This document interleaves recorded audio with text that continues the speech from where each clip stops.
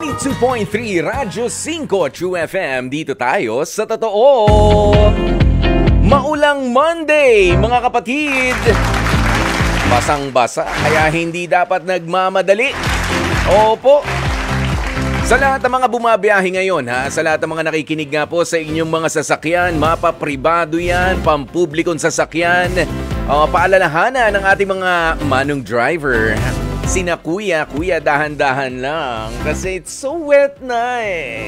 Dahan-dahan. Delikado. Delikado nga po, kapag ka masyado tayong mabilis. Lalo na at kalbo. Kalbo na ang mga gulong ninyo. Yan yung sinasabi natin. Yung iba, in fairness, ang lalakas ng loob, ang bibilis, mapamotor yan, mapaapat ang gulong. Pero halos wala na. Halos wala na yung yung goma. Naku po, dahan-dahan na. Dahan-dahan na lamang po tayo, mga kapatid, dahil nitong weekend pa at magpasa hanggang ngayon ay maulan nga po. Samantala, paalaala na rin natin doon sa mga kakalsadahan na kanina pa nga rin po namin ina-announce dito sa 92.3 na medyo asahan na ang matinding traffic. Kung sakasakali kayo ay taga dyan, uuwi o aalis, mag-adjust na nga po kayo sa inyong oras, lalo na sa mga lugar na malapit sa batasang pambansa. Saan ba yan? Saan ba papunta? Yung papunta ng San Mateo. Pa San Mateo to Marikina from Quezon City. Ayan, doon din sa Commonwealth Avenue. Sa Batasan Litex. Ano pa ba yung mga kakalsadaan dyan? Yung mga pa-Fairview. Pa-Novaliches doon sa banda roon.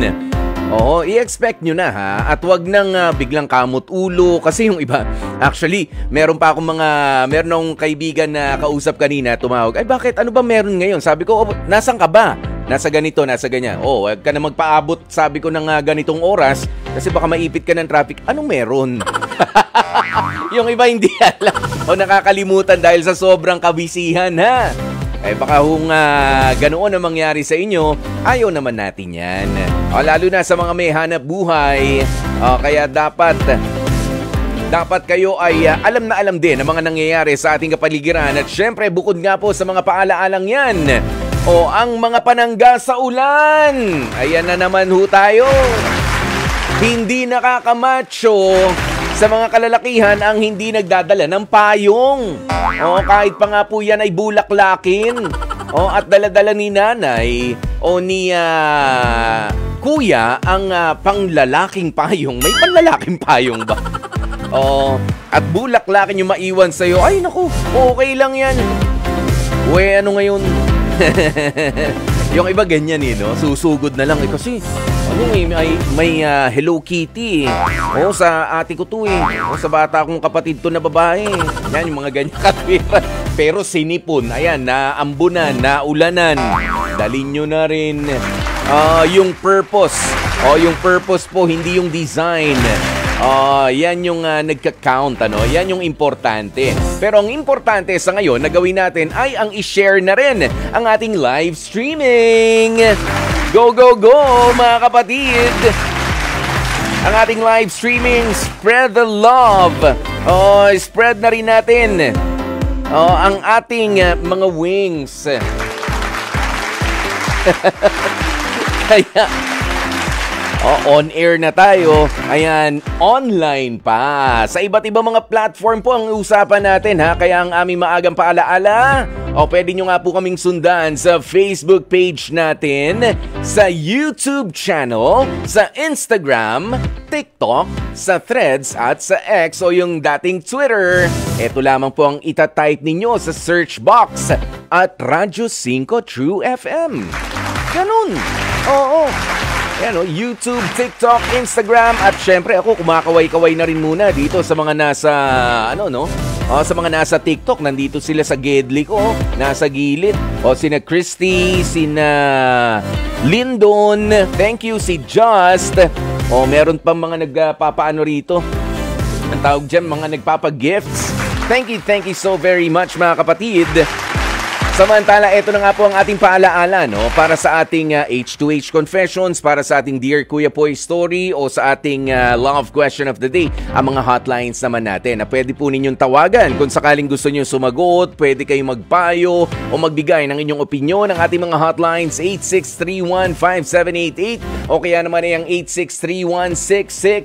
8631-6674. Ulitin po natin, 8631-5788 o 8631-6674.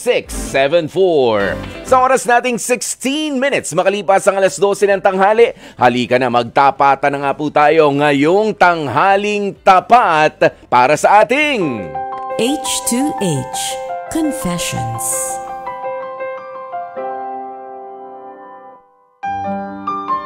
Sa pag-asang lumago ang puhunan, itong si Paul ay nagawang isangla ang motorsiklo ng kaibigan.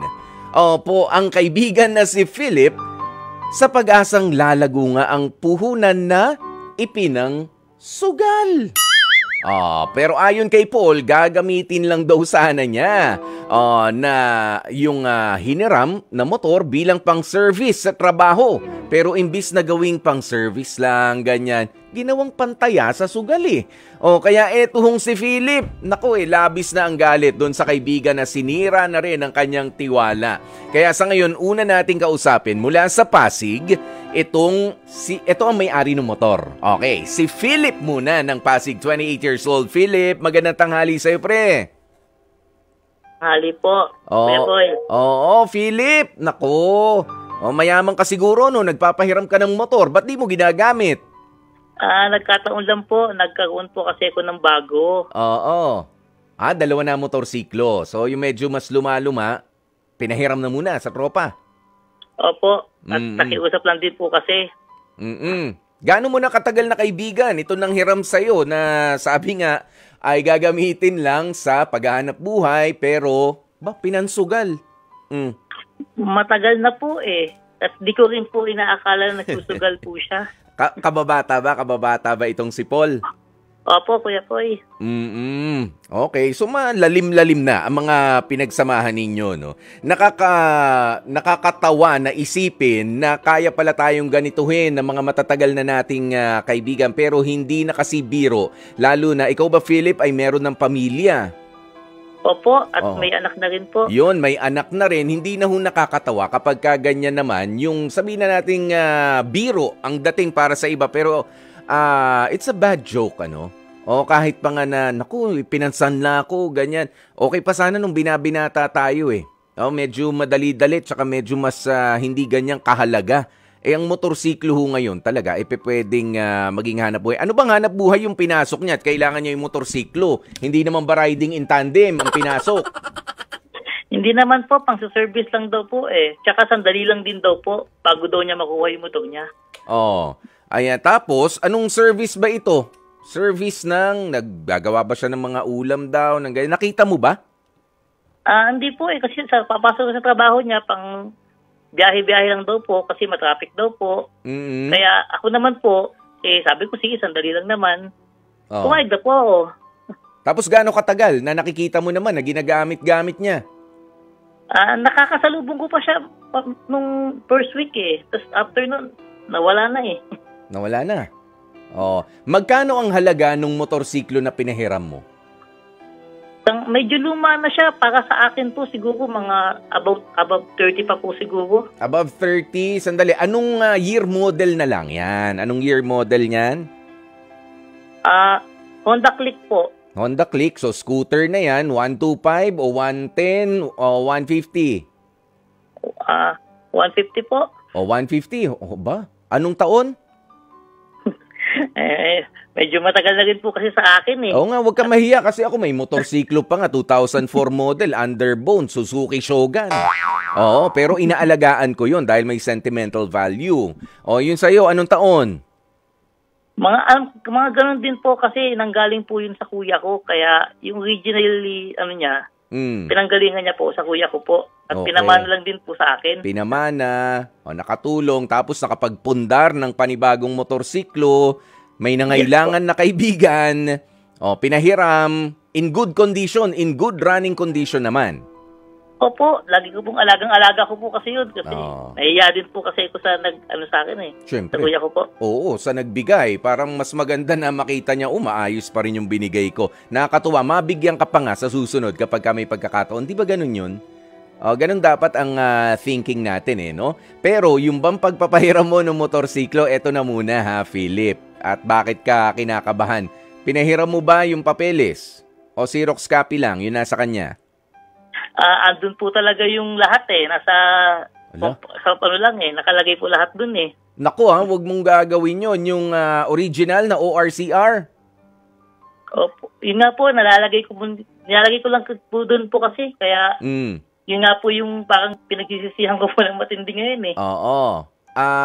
Unang-una, okay, ito para sa lahat ng mga nakikinig, kapag kayo ay may sasakyan yung original na OR at CR o yung Certificate of Registration ng mga sasakyan ninyo, i-photocopy ninyo at ang dalin lang sa sasakyan ay yung kopya. Okay? Yung photocopy at yung OR, lalo na yung CR, napaka yung Certificate of Registration, medyo manilaw-nilaw sa bahay yan. Ha? Okay. Nandun yan sa bahay. Yung bago motor mo, ganun din. Yung bago naman po ngayon is talagang nasa bahay na po dahil nung nalaman ni Mrs. yung nangyari, nagigpit po talaga sa akin eh. Ba, dapat. At alam mo na ngayon. At dahil dyan sa simpleng pagkakamali mong yan, Philip, may educate din yung ibang mga ganito. Nagdadala ng mga ORCR kasi pwede yung pwede yung mai-transfer. Ha? Pwede mai-transfer yan doon sa kung sino man may masamang loob, karnapin yan, matunugan na orig na ORCR yun nandyan. Yung iba pa naman, gagaling kumopya ng pirma. Diba nga? Wala ka ng habol doon. May ORCR At yan ang naging problema mo ngayon kay Paul, na alam mo ba si Paul, tinatawagan natin. Tinatawagan natin. Pero, alam ba niya na kami yung tatawag? Ay, hindi ko po alam eh. Hindi niya alam? Kasi cannot be reached na itong si Paul. Kanina ba nagre-ring si Paul? Kanina nagre-ring. Ngayon, cannot be reached na itong si Paul. Diba? Ang galing mo natunugan tayo. Ayan, pero hindi. Ganito yan. Sabihin na nga natin na luma na yung pinahiram na sasakyan. Pero nandun yung ORCR mo. Kaya pala, naipansugal. Anong sugal ba ang tinitira nitong si Paul?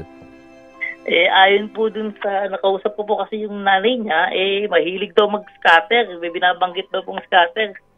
Ano ba yun? Kaya yun, doon ako talaga napakonfirm na mukhang malabo na. Mukhang malabo na nga. Ibig sabihin na, anong tawag mo dyan? Yung naiprenda, yung motor mo. Kasi nga nandun yung papeles Alam mo, hindi naman yan, in the first place, hindi tatanggapin yan kung sakasakalit ewan ko lang doon sa mga nag-finance, hindi mo naman tatanggapin kung wala yung ORCR, di ba? I don't know, hindi ako masyado magaling sa mga ganyan, pero ibig sabihin nga, nandun kasi yung papel. Ano ka ba naman, Philip? Yun na nga po. Hindi talaga po yung, as in, di ko po, wala rin po kasi sa isip ko na mangyayari yan. Yes, oo. Pero, okay, yung scatter daw pala, yan yung online sugal na maraming nalululong ngayon. Na usong-uso. Ayan, at ikaw naman, Philip, ay hindi rin naman nagsusugal, Kaya, sige, naintindihan natin yan. Pero, ito ba ay pwede mong i-report ito sa pulisya? Alam mo yon, Philip? Pwede. Nakapagpa-blatter na po ako. Then, yun nga, sinusubukan pa rin namin pong maikuha sa mas maayos at mas madaling usapan. So far, wala pa rin po kaming feedback sa kanya. Pero nakausap ko po yung nanay niya. Hindi ko din naman masisirin po yung Ano bang sabi ng nanay niya? Naawa din po kasi ako at the same time Ano bang sitwasyon ng nanay niya at yung pamumuhay nila? Medyo tagilid din po kasi yung sitwasyon ng nanay niya. At yun nga, dahil hindi rin po siya kasi makita. Siyempre, naawa din po ako kasi pinagsamahan na po kami Oo. Ayan. Pero syempre, sa relationship ninyo, bilang magkaibigan, meron tayong maitutulong talaga dyan. Pero alam mo naman na sa batas, meron din naman pumaprotekta sa'yo. Nasa inyo pa ba yung exchange nung text message o sa messenger ng paghiram niya? May pictures ka ba na pwedeng maging magiging material kasi yan doon sa reklamo na paghabol mo sa property mo? Yung sa meet up po namin, sa pagkuha niya, pero yung nung nagpaalam po kasi siya sa akin na hihiramin niya, is verbal po talaga, nag-usap lang po talaga. Okay. Exchange ng pag-usap. Wala ka may screenshot na gano'n, na pare, peram ako nung motor mo na ganito, yung ganyan. Hindi naman niya po sinabi na peram, pero yun nga, nung magkikita na po kami, doon na, yun po yung screenshot namin. Okay. Basta ko sa kanya inabot yung Sige, basta lahat ng tingin mo na pwedeng maging ebidensya ay pwede. Pero dito sa ating programa, pwede ka pa rin naman manawagan bilang isang kaibigan. Ha? Kasi sayang yung pagkakaibigan na mahabang panahon. Ilang taong kayo nitong si Paul nang magkakilala kayo? 28 years old ka na ngayon, Philip. Ilang taon ka ang pinagsamahan ninyo ni Paul? Mahigit 5 taon na rin po. Oo. At may lalim na rin naman yun. Hindi naman biro na. Pero dahil nga sa bigla lang nangangailangan, ganyan pa. Ang gagawin, ipangtataya sa sugal yung bagay na hiniram. Kaya sige, bibigyan ka namin ng pagkakataon para mabigyan naman ng mensahe itong kaibigan mo na si Paul na naligaw ng landas. Sayang ang pakikipagkaibigan. Kung sakasakali ba maibabalik niya, tutuloy mo pa rin yung pagkakaibigan. Pero syempre, may mga limitasyon na. Tuloy pa rin naman. Opo. Okay. Sige, bigyan ka na namin ng pagkakataon na magmensahe para kay Paul dahil si Paul ay hindi na natin matawagan, cannot be reached na sa ngayon. Go ahead, Philip. Paul, kung maririnig mo man sana ako, pag-usapan natin to, magpakita ka, then huwag ka mag-alala, di naman kita pahihirapan o something Gawa natin ang paraan para maibalik. Kung mababalik pa natin, kung kanino man nabenta o nasanla, magawa ng paraan sana. Pero kung hindi talaga, pag-usapan pa din. Kasi kailangan ko din kasing maipaliwanag na maayos sa misis ko dahil dyan nag-aaway na kami. Yung sana, Paul, pagandam ka na sana. At isipin mo na rin yung nanay mo. Sa inyong mga pinagsamahan natin. Po. Yun. Kaya naman kay Paul na taga Fairview daw, itong si Paul, dapat naman pakinggan mo at nangihinayang itong kaibigan mo na si Philip, kinukonsidera pa niya ang kalagayan ng nanay mo, ng kabuhayan ninyo, at yan ay pinahiram sa'yo, yung gamit na yan, ay ipinahiram sa'yo doon sa paniniwala na makakatulong para sa inyo. Pero para masira ang tiwala ng isang kaibigan, hindi nga po yan maganda kahit saan natin tingnan. Huwag sayangin yung tiwala na yan. Dahil baka nga dumating ang pagkakataon, baka dumating ang panahon na wala nang magtiwala naman sa'yo, Paul. Okay? Iyan ang mensahe sa'yo ni Philip. Kaya naman, Philip, maraming salamat sa iyong pagtawag at sa pagtitiwala sa ating programang H2H sa Heart to Heart. Meron ka pa bang mga gustong sabihin? May gusto ka bang batiin? Si misis mo. Kay misis mo. Yung pamilya ko. Mag-sorry ka na kay misis. Pasensya na po talaga. Gagawin ko ng paraan para maayos po ito. Pero kung ako naman kay misis, intindihin mo, nagtiwala itong asawa mo na makatulong kayo. Nga lang, ayan, sabihin na natin, ang sama man sa loob na pakinggan, tinarantado ko ng tropa ko Di ba? Ganoon Kaya nga po. Walang ibang magandang pagkaka-describe doon, kundi yung niloko ka. Ayan, at naisahan ka ng tropa mo. Okay, maraming salamat sa iyo, Philip, Maraming salamat po. Yun, at syempre, naku mga kapatid, yan po ang sinasabi natin, hindi lang naman po tungkol sa mga magbo-boyfriend, mag-girlfriend, sa mga mag-aasawa, ang kaya nating ayusin dito, kundi yung pati na rin sa mga magkakaibigan, sa pamilya, at syempre doon sa mga magkakatrabaho, pwede ring i-heart to heart dahil deserve ninyo na mailabas ang bigat ng inyong dinadala sa inyong mga dibdib. Love Question of the Day.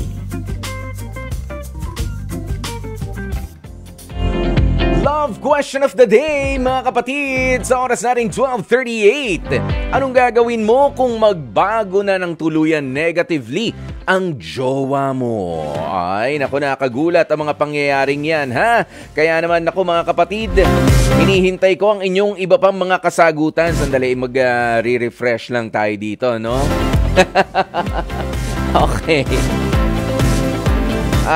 Sabi ni Alma Aranilio, i-call mo na agad yung attention niya at sabihin sa kanya na parang may iba sa ikinikilos niya at paalalahanan na hindi naman siya ganoon dati. Kumbaga, kausapin mo na agad ng heart to heart. Alam niyo, totoo yan. Hindi yung kasi ang dami-dami sa ating mga karelasyon. Okay, may mga pagbabago ka makikita. Nung una, mga maliliit na pagbabago dahil nga sabihin na natin na kadanas ng stress sa trabaho o kaya naman ay meron lang mga konting mga misunderstanding sa inyong dalawa, pinalalampas, pinalilipas. Pero dahil nga sa nakakasanayan niya na halimbawa hindi niya ina-express or masyado niya namang na-express, ganun yun eh.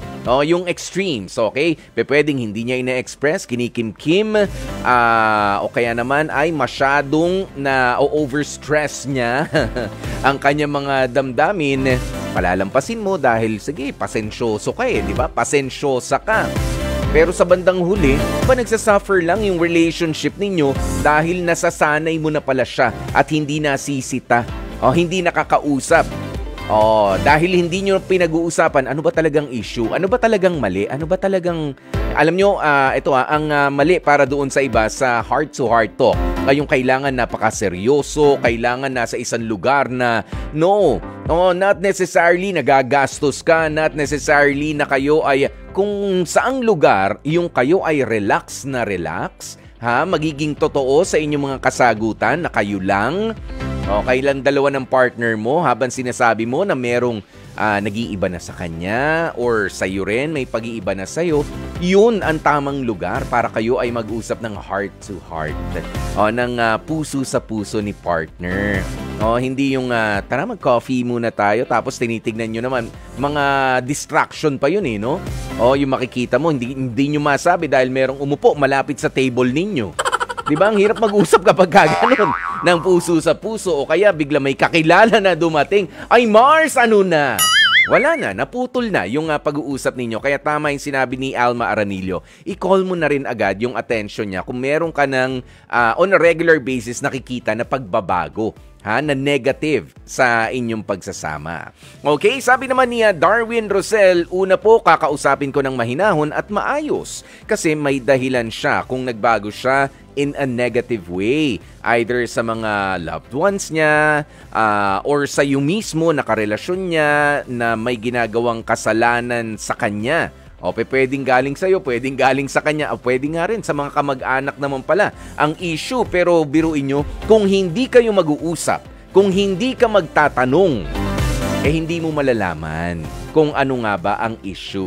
Kaya mas maganda kung meron nga po kayo na mga nakikitang pagbabago sa inyong mga karelasyon negatively, tama lang naman na mag-observe sa una, pero meron ho kasi yung observation pa lamang natin, malinaw na kailangan na ay tayo ay mag-inquire, tayo ay magtanong na rin, ano bang problema? Bakit ba ang taray-taray mo sa lahat ng mga taong nakasalubong natin? Bakit ba parang ang sungit-sungit mo ngayon? 'Di ba? Bakit ba ang init-init ng ulo mo sa mga katrabaho mo? Mag-usap nga tayo. Halika, kumalma ka muna rito. Ganoon. Hindi na kailangan yung, sige, mainit ulo niya ngayon. Sige, hintay. Mainit na naman ulo next week. Sige, hintay pa. Mainit na naman. Baka ma-stroke yan. Yung partner mo, baka ma-atake na lang sa puso yan. Diba? I-check mo na rin. Wag na masyadong patagalin pa. Okay? Dahil nga po, yung mga pagbabagong yan, negatively, ay mga warning signs na meron talagang problema.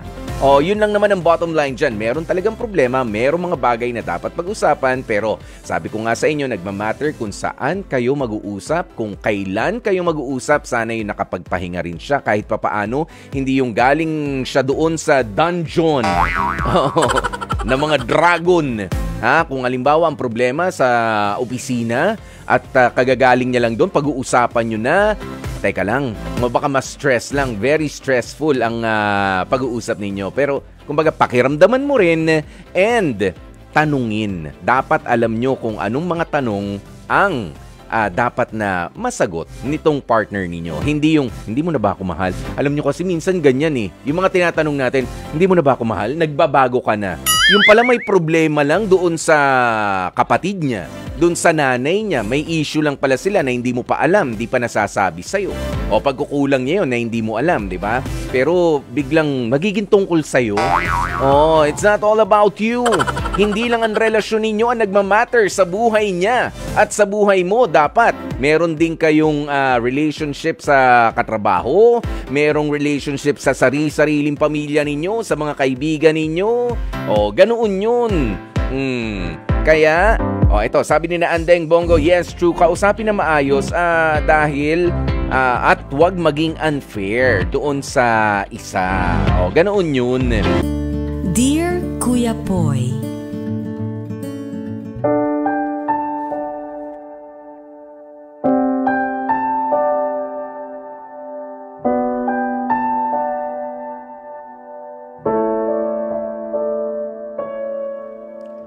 Dear Kuya Poy, ako po si Vanessa, 25 years old mula dito sa Sampaloc, Manila. Diretso ko na nga aminin sa inyong programa na isa akong biktima ng tinatawag na micro-cheating ng magaling kong boyfriend na si Earl.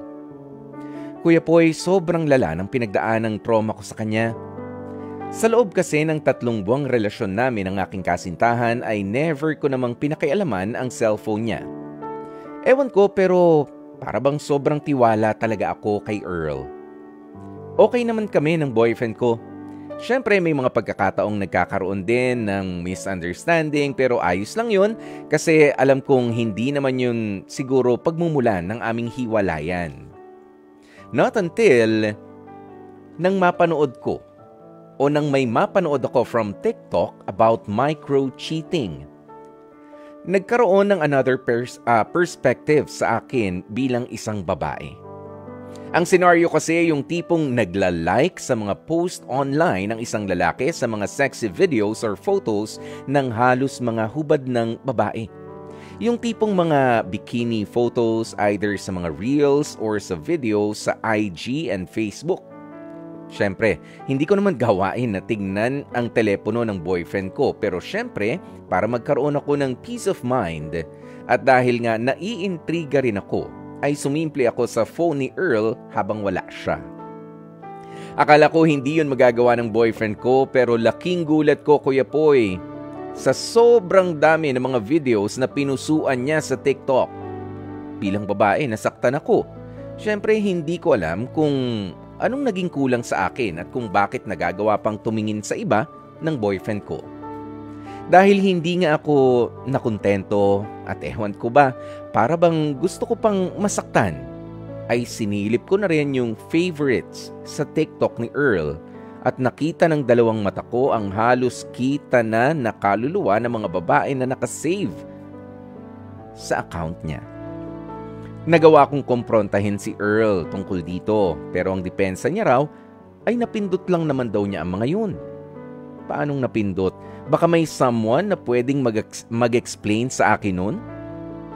Lumipas ang ilang araw ay nakita ko ulit na may mga bagong likes na naman itong si Earl sa social media. Kumbaga ay parehas lang din to sa mga videos at photos na trip mapindot kuno. Kahit hindi pa tapos mag-explain ni Earl ay bigla na lang talagang tumulo ang luha ko sa harapan niya. Nagsorry naman ang boyfriend ko at nag-promise na hindi niya na raw uulitin ito ang nagawa niyang kasalanan sa akin. Tinupad naman yun ni Earl at nakita kong inalis niya ang lahat ng mga babaeng fina-follow niya magmula sa Instagram, sa TikTok at sa Facebook. Masaya ako syempre dahil nagbago na itong si Earl. Pero akala ko sincere at totoo na yun. Dahil makalipas lamang ang ilang buwan, dahil nga palagi na kami magkasama ay nag-start na rin akong matulog sa kanilang bahay. May isang pagkakataon, dahil nga gusto kong makita sa gallery ng telepono niya ang mga photos and videos namin na magkasama dahil nagkaroon din kami ng outing noong nakaraang linggo lang, Pero imbes na matuwa ako sa nakita ko dahil masasayang memories with Earl, ang inaasahan ko ay bigla na namang tumulo ang luha ko, Kuya Poy. Isa sa mga nakita kong videos ang screen record ng mga babae mula sa TikTok na halos wala na namang saplot. Labis ako nasaktan at bumalik lahat ng mga masasamang alaala ko sa issue ko sa boyfriend ko. Sa puntong yon ay hindi ko na alam kung ano ang aking gagawin. Hindi ko siya maintindihan. Ang sabi niya sa akin, mahal niya ako pero bakit hindi niya kayang magbago ng totoo para sa akin? May mali ba sa akin kaya ayaw niyang magbago para sa aming relasyon? Ibinibigay ko naman ang mga pangangailangan niya bilang isang lalaki pero palagay ko ay kulang pa rin yun. Sana dumating ang pagkakataon na magising na lamang ako at makalimutan ko na ang lahat ng mga pangit na alaala mula sa isyong yun sa boyfriend ko, Kuya Poy. Bago ko makilala si Earl ay masayahin akong babae na madalas nasuki ng mga selfies at mga videos. Pero nang dumating si Earl, palagay ko, para akong isang pangit at para bang overweight na isang babae. Ang pangit na ng tingin ko sa aking sarili dahil sa mga pangyayari. Sana ay mabigyang linaw niyo po ang aking gulong-gulong isipan sa puntong ito. Maraming salamat sa pagkakataong mapili ninyo bilang tampok na kwento ang aking storya. Lubos na naguguluhan. Vanessa. Dear Kuya Poy. At iyan na nga po ang kwentong ibinahagi sa atin ni Vanessa. Unang-una, Vanessa, please don't feel insecure. At sa mga katulad ni Vanessa, kung sakali may problema kayo na katulad ng dinadala ni Vanessa na mahilig magtitingin sa mga pictures, sa mga videos, sa mga sexing babae, ang inyong mga jowa, dahil ang problema wala po sa inyo. Ang totoo, ito ang totoo mahirap kontrolin yung mga gagawin o yung mga gugustuhin ng ibang tao. At ang masakit pa nga, kahit pa yung sariling partner natin mismo. Pero ang makokontrol mo ay yung paraan kung paano ka magre-respond, kung paano ka magre-react sa mga ito. Kailangan ba na maapektuhan ka katulad nung sinabi nitong si Vanessa na I feel overweight, I feel hindi na sexy, I feel ugly nang dahil sa ginagawa ng boyfriend ko. Diba kapag ganoon, change your thoughts. Mali kasi yun Kasi ang problema ay hindi sa'yo, Vanessa. Ang mali ay nandun sa boyfriend mo talaga. Ang isipin mo dapat bilang isang babae at bilang isang, alam mo, na maayos at tapat na karelasyon, nagda-downgrade ang taste. Nawawala yung taste ni jowa. Ang ginugusto niya na ay yung mga cheap na beauty. Cheap pero beauty, may ganun pala. Ayan, pero ang ginugusto niya sa ngayon ay yung mga cheap na mga babae at hindi yung tulad mo na may class. Siya ang problema at hindi ikaw at dapat malinaw sa'yo yan, Kaya sa mga mahilig naman na tumingin-tingin sa mga ganyang klase ng mga videos, sa mga pictures at ginagawa nyo pa mga favorite, kahit na nasa relationship kayo o kahit wala, kahit pa nga ang katwiran ninyo, single naman ako, kahit sa relationship, alam nyo, ginawa ang social media for information, yung makapagpasa ng impormasyon. Okay?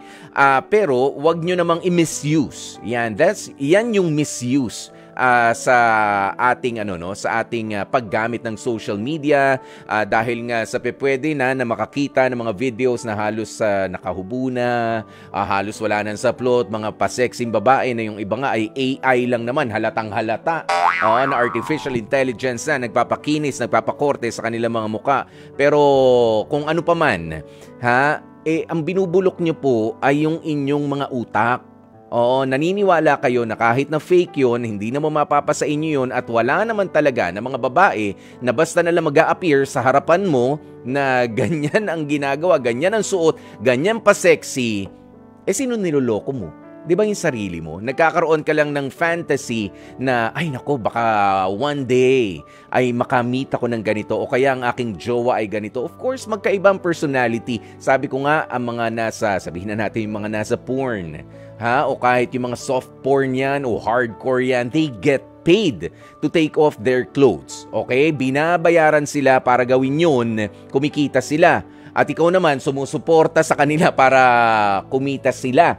Pero aasahan mo ba sila na kapag nakita mo sa isang kanto na nakaganon, nakahalos wala ng damit? Of course not. At ginagawa yung nakikita mo sa videos with anyone na hindi nila kakilala. Katulad din ng mga napapanood nyo? Of course not.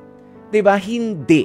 Dahil hindi totoo yung buhay. Hindi totoo yung buhay na pinapakita nila sa TikTok pa yan, sa Facebook. Mga pa-sexy na yon. Ginagawa lang nila yon para kumita. At sana wag mabulok ang utak mo. Diyan sa mga lason. Lason kasi yan. May porn addiction na tinatawag. May lason sa utak na idinudulot ang mga ganyan na naghihiwalay sa iyo sa realidad ng buhay na ang babae ay dapat na inilalagay sa pedestal katulad ng ating mga nanay. Sila ay pinupuno dapat ng respeto, ng pagmamahal at walang matinong babae na gagawa niya kung hindi yung gusto lang kumita sa ganung paraan lang na kaya nila. Okay? Kaya keep it classy. Okay? Ang mga choices ninyo boys and girls, sana yung may class naman, wag naman yung mga cheap na halos naguhubad na lang sa harapan ninyo. Okay? Kaya sa'yo, Vanessa, wag ka ma-insecure. The problem is not you. Ang problema, yung boyfriend mo. Okay? Sabihin mo sa kanya yan na huwag siya mag-downgrade doon sa mga cheap na mga beauties na inakala niya. Dahil ikaw ay may class na babae, hindi mo kailangan gawin. At hindi mo dapat gawin sa sarili mo yung mga nagugustuhan nitong jowa mo. Okay? Ayan. At syempre, maraming salamat nga po sa inyong lahat ng mga tumutok sa ating programa. Diyan na po natin tatapusin ito. Pero bago ang lahat ng yan, para sa lahat nga po pala ng nakakakilala kay Jeffrey Batlanggaw. Nag-birthday po siya. Nag-birthday. Happy birthday ng paganong-ganon lang. Ano ba naman yan? Yung executive producer po namin dito. Wala man lang ako naamoy na panlibang. Mamaya siguro. Tatamaan niya mamaya. Jeff, happy birthday sa'yo. May you have many more birthdays to come. At syempre, bukas po ulit magkarinigan tayo mga kapatid. 12:00 ng tanghali dito sa ating programang H2H Heart to Heart. Nakasama niyo po ang inyong lingkod. Ako po si Kuya Poy, ang inyong gwapopoy sa 92.3 Radyo 5 True FM. Dito tayo sa totoo.